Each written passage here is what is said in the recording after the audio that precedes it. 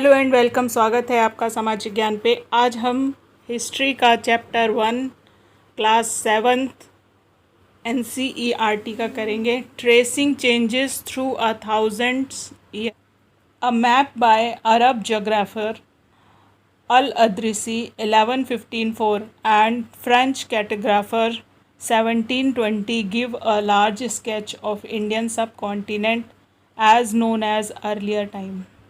1154 में अल अदरिसी, जो एक अरब जोग्राफिकर हैं, भूगर्भ शास्त्री हैं, मतलब भौगोलिक उस पे लिखते हैं या मैप बनाते हैं, और दूसरे फ्रांस के पर्सन हैं।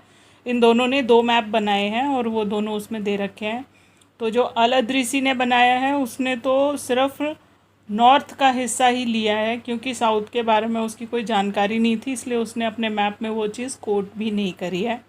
फ्रांसीसी पर्सन ने जो बनाया है उसमें जो मैप बनाया है वो आज के मैप से काफ़ी कुछ मिलता जुलता है।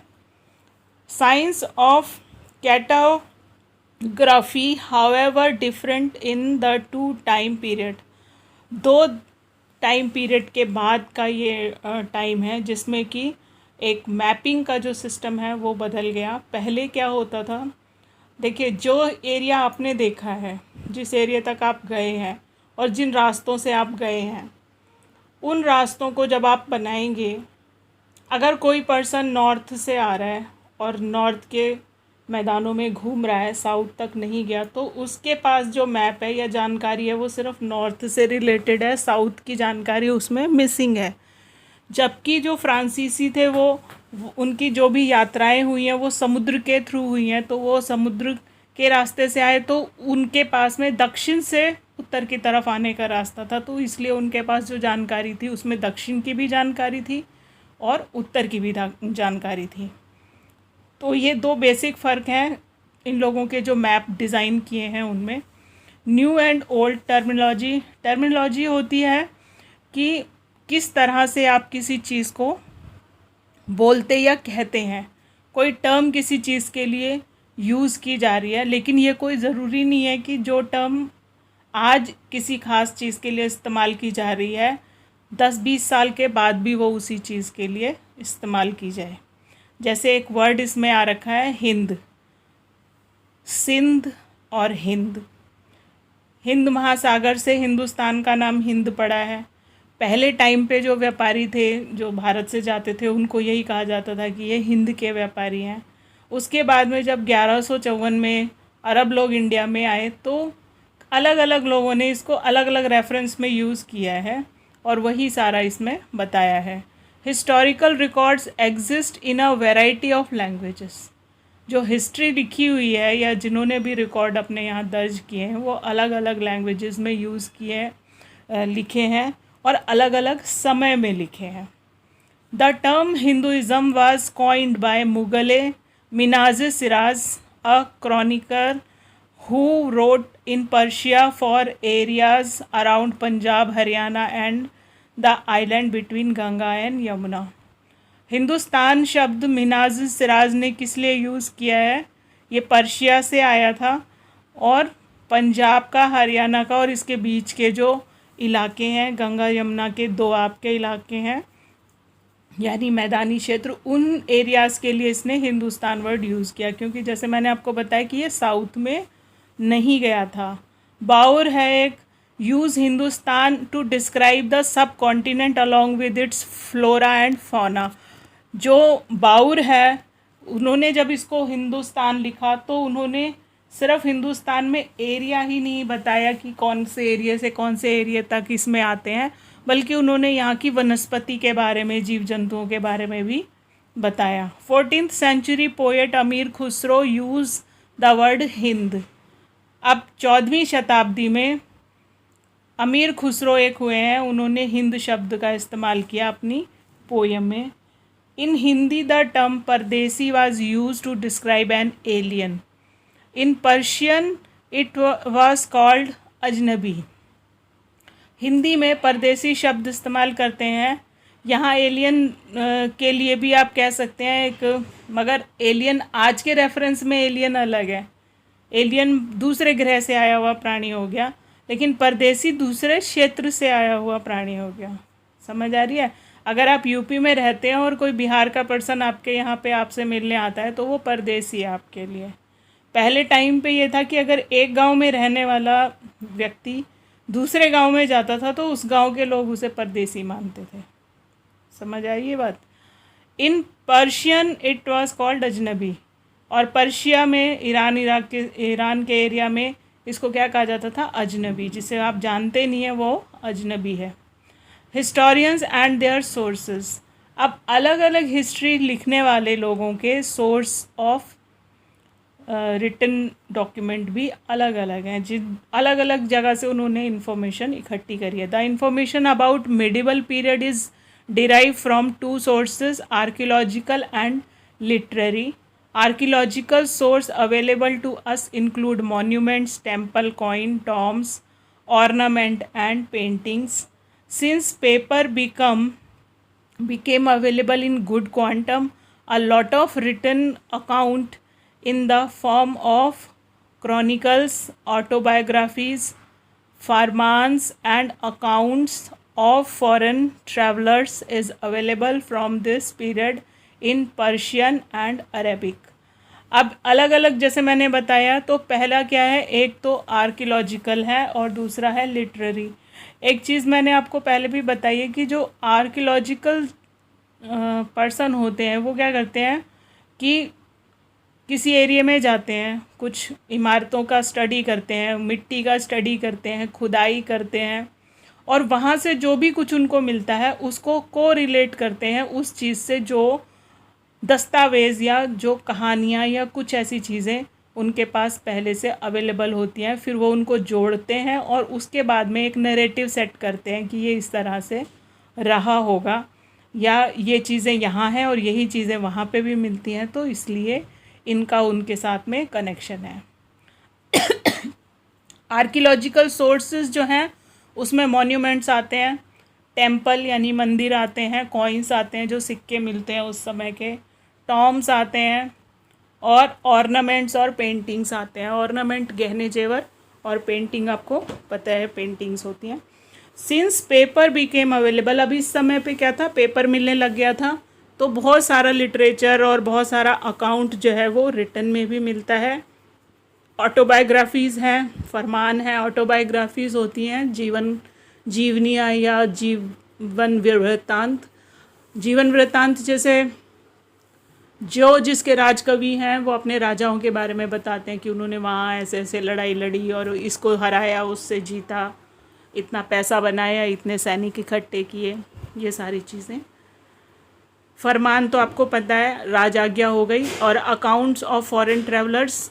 अकाउंट ऑफ फॉरेन ट्रैवलर्स का मतलब है कि जो विदेशी यात्रा करने के लिए भारत में आए या व्यापार करने के लिए भारत में आए और उन्होंने जो कुछ देखा उन्होंने उसको अपनी डायरी में लिख लिया और लिखने के बाद में उसको जहाँ पे भी कहीं पे उनको रख दिया, तो वो भी एक सोर्स ऑफ इंफॉर्मेशन है हिस्टोरिकल बैकग्राउंड में। ये पर्शिया से आए थे, अरेबिक थे, मतलब अरब से आए थे। New social and political group, नए सामाजिक और राजनीतिक group. The study of thousands of year between 700 and 1750 is a huge challenge to historians, largely because of the scale and variety of developments that occurred over the period. अब 700 से लेके 700 से लेके 1750 तक जो भी कुछ हुआ है वो बहुत ज़बरदस्त चेंज थे, वैरायटी ऑफ चेंज और डेवलपमेंट सोसाइटी में देखने को मिलते हैं। It was a period of great mobility.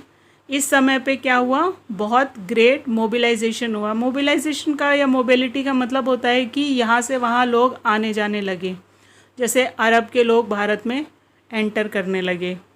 पहले टाइम पे जिस समय पे चंद्रगुप्त मौर्य के टाइम आप पढ़ते हो तो सिकंदर भारत में आया था, उससे पहले भी और हुण आए हैं, कुषाण आए हैं, मंगोल आए हैं और भी बहुत सारी जातियां हैं जो बाहर से भारत में उन्होंने अटैक किया है। टाइम टाइम पे वो आए हैं यहाँ पे। तो उनको यहाँ के लोगों से, जो यहाँ के राजा हैं, यहाँ के कबीले हैं, उन लोगों से उनको टाइम टाइम पे क्या मिलता है, चैलेंज मिलता है। तो वो आते हैं, लड़ते हैं, कभी जीतते हैं, कभी हारते हैं, कुछ लूट पाते हैं और कई बार मारे जाते हैं।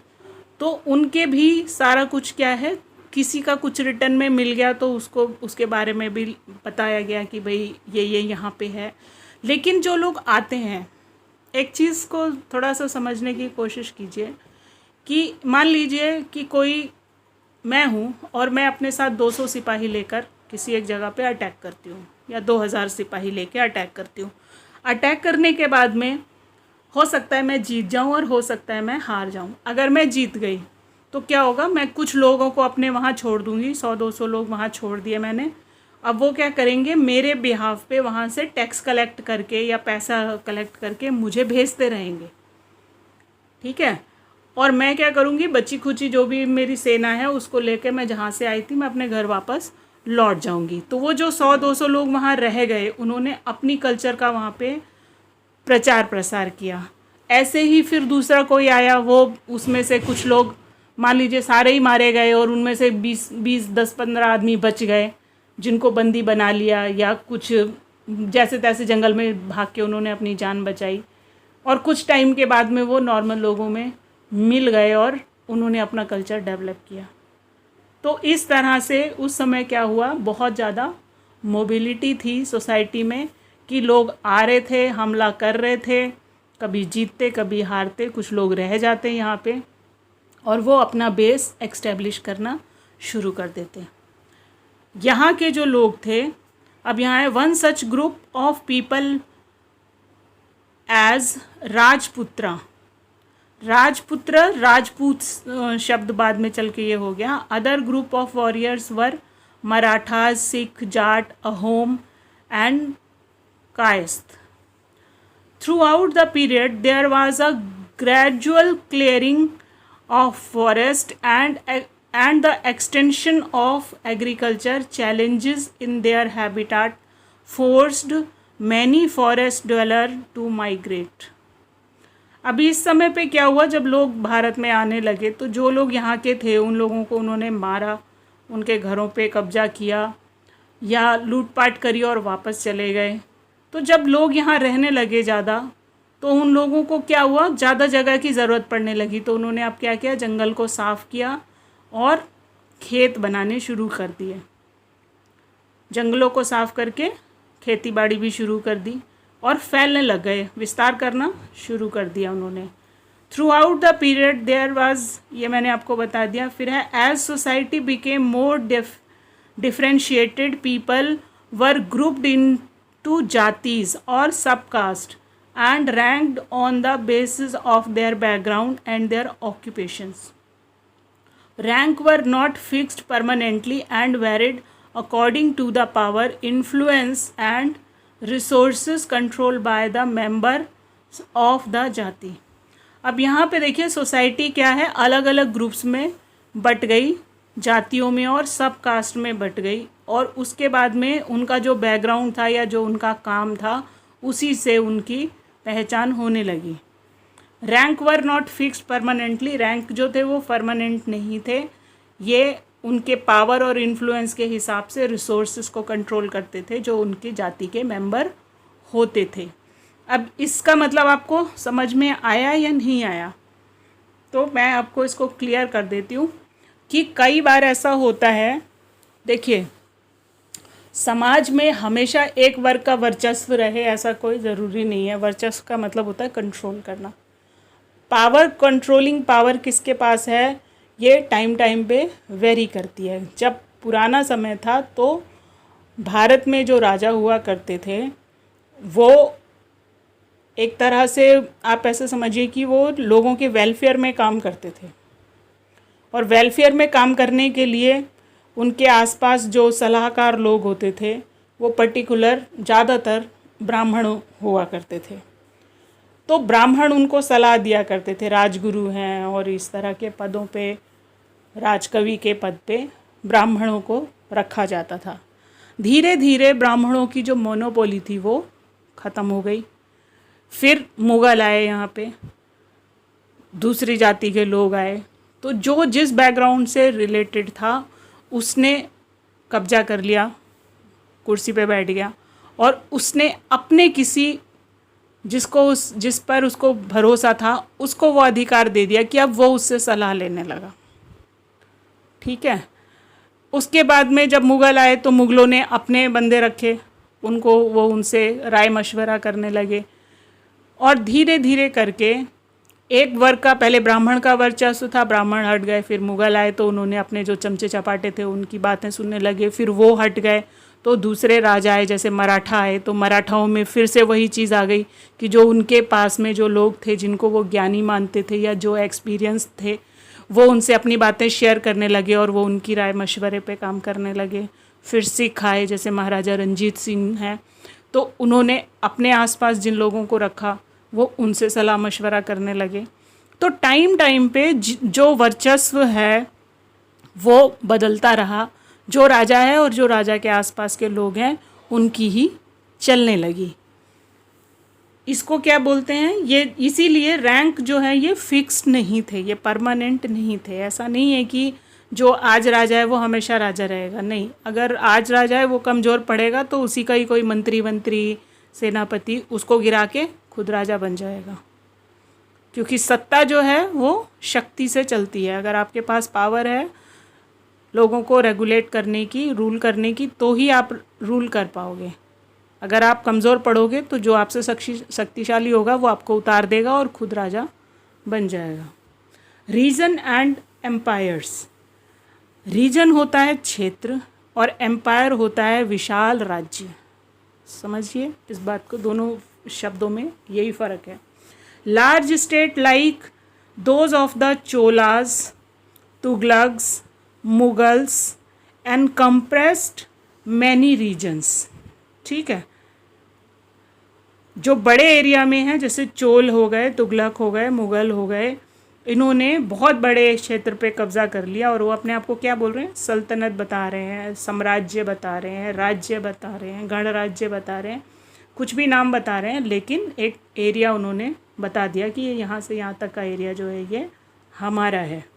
अ संस्कृत परशिष्टि that phrases Delhi Sultanate Balban tells that he was ruler of a vast empire that stretched from Bengal in the east of Ghazni in Afghanistan in the west and included all of the South India यानी द्रविड़ा। संस्कृत प्रशिष्टि एक कोई किताब है जिसमें वो बता रहे हैं कि जो दिल्ली का सुल्तान है वो बलबन है और उसका राज्य जो है वो बंगाल से लेके गजनी यानी अफ़गानिस्तान तक है। वेस्ट में उसका, वेस्ट से लेके और साउथ इंडिया तक उसका राज्य जो है वो फैला हुआ है। There were considerable conflicts between various states, यहाँ छोटे छोटे राज्यों के बीच में आपस में क्या है, कन्फ्लिक्ट्स है, यानी विरोधाभास है, आपस में एक दूसरे से वो झगड़ा करते रहते हैं। When the Mughal Empire declined in the 18th century, it led to the re-emergence of regional states. जब मुग़ल एम्पायर जो है वो डिक्लाइन करने लगा 18th सेंचुरी में। अब एक चीज़ आप यहाँ पे समझिए, ये याद रखिएगा हमेशा कि जो सेंचुरीज़ बताई जाती हैं, 18th सेंचुरी बताई जा रही है यानी 1700 समथिंग की बात हो रही है, 1700 समथिंग की बात हो रही है, 50 की बात हो रही है। अगर 1650 है, 1650 है, तो ये 17th सेंचुरी है। बात समझ में आ रही है? जो सेंचुरी बताई जा रही है इसका मतलब सन उससे एक नीचे ही होगा। मुग़ल एम्पायर जब डिक्लाइन करने लगा, डिक्लाइन का मतलब होता है टूटने बिखरने लगा, वो कमज़ोर पड़ने लगा, तो उसकी जगह लेने के लिए री इमर्जेंस का मतलब है जो छोटे छोटे राजे रजवाड़े थे उन्होंने अपनी ताकत बढ़ानी शुरू की और मुग़ल सल्तनत को चैलेंज करना शुरू कर दिया। ठीक। ओल्ड एंड न्यू रिलीजन, पुराने और नए धर्म। Religion was often closely associated with the social economic organization of local communities. Religion क्या होता है, जो समाज और फाइनेंशली मतलब पैसे के हिसाब से जो ऑर्गेनाइजेशन होती हैं, जिनके पास में पैसा होता है, वो अपने धर्म को प्रमोट करने के लिए काम करती हैं समाज में। ठीक है। It was during the period that important changes occur in religion. It included the worship of new deities, construction of temples by royalty, and the growing importance of Brahmins in the Hindu religion. Knowledge of Sanskrit helped Brahmins to earn respect. Islam was patronized by many rulers.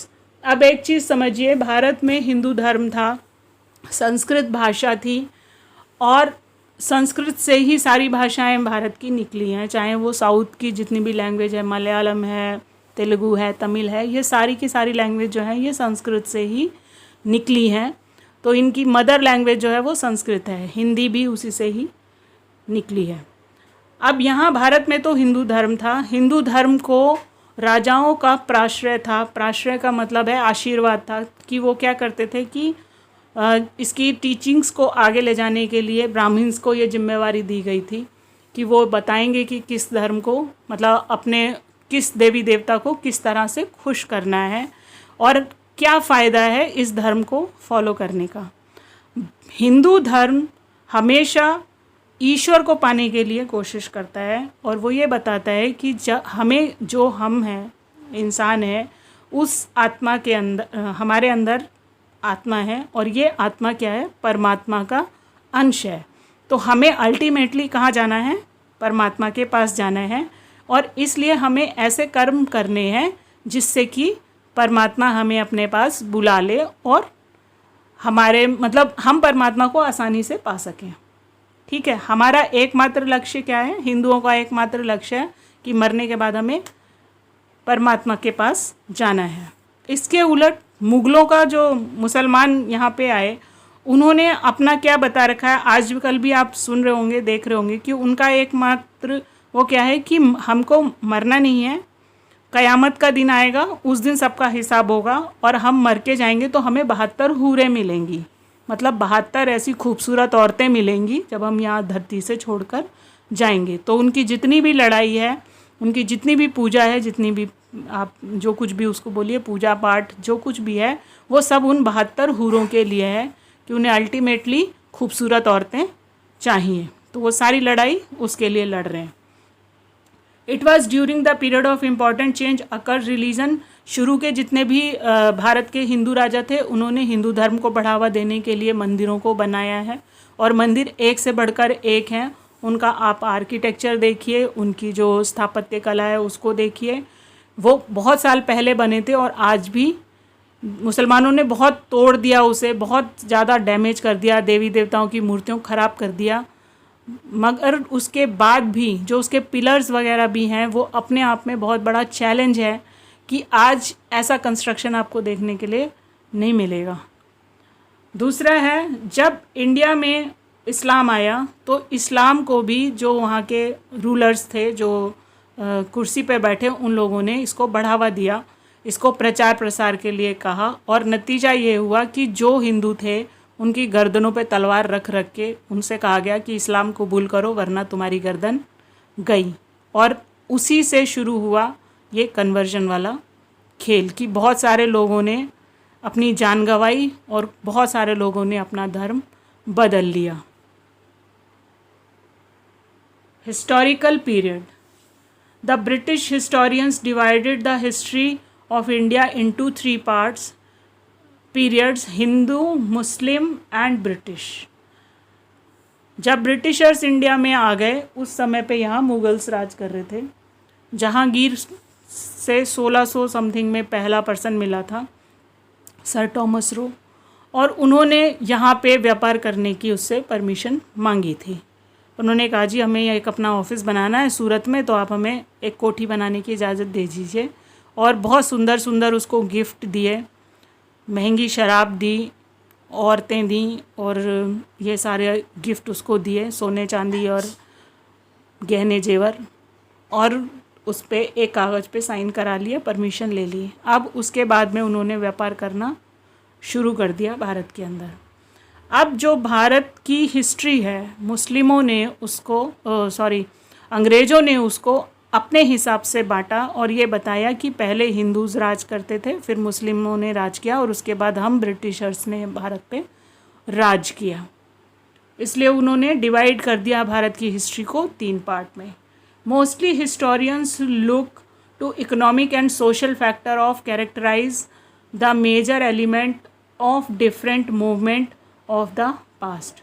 पुराने जितने भी इतिहासकार हैं उन्होंने आर्थिक और सामाजिक factor को कैरेक्टराइज किया, बताने के लिए कि किस तरह से डिफरेंट मूवमेंट्स जो हैं वो पास्ट में हुआ करते थे, मतलब सोसाइटी में किस तरह से इकोनॉमिक कंडीशन में चेंज आया और सोशल कंडीशन में चेंज आया। The life of hunter gatherers, early farmers and early empires was called early societies. जो पुराने टाइम पे हंटर गैदरर्स थे उनको क्या कहा गया कि वो अर्ली सोसाइटी हैं, ठीक है, पुरानी प्राचीन सोसाइटियाँ हैं। The growth of imperial state formation, development and Hinduism and Islam as major religions and the arrival of European traders, trading companies was called medieval period. जिस समय पे इससे पहले स्टार्टिंग में क्या था कि हिंदुइज़्म था, फिर इस्लामिज़्म आया और उसके बाद जब यूरोपियन यहाँ पे आ गए, भारत के अंदर आ गए, तो उसको मिडिवल पीरियड कहा गया। The last era was called modernity which carried a sense of material progress and intellectual development. और उसके बाद में लास्ट एरा जो है उसको मॉडर्न उसमें डिफाइन किया गया, मॉडर्न इंडिया में उसको पढ़ा जाता है हिस्ट्री में, और यहाँ पे कह दिया कि वो मॉडर्निटी है, आधुनिक काल है जिसमें मटेरियल प्रोग्रेस हुई और साथ में इंटेलेक्चुअल डेवलपमेंट हुआ। तो ये है आपका फर्स्ट चैप्टर और को हेल्प मिलेगी। अगर आपको ये नोट्स चाहिए तो डिस्क्रिप्शन में इसका लिंक पड़ा होगा, आप उसे वहाँ से डाउनलोड कर सकते हैं। अगर अभी तक आपने चैनल सब्सक्राइब नहीं किया तो सब्सक्राइब कर लीजिए और ज़्यादा से ज़्यादा इस वीडियो को शेयर कीजिए। Thank you, thanks for watching.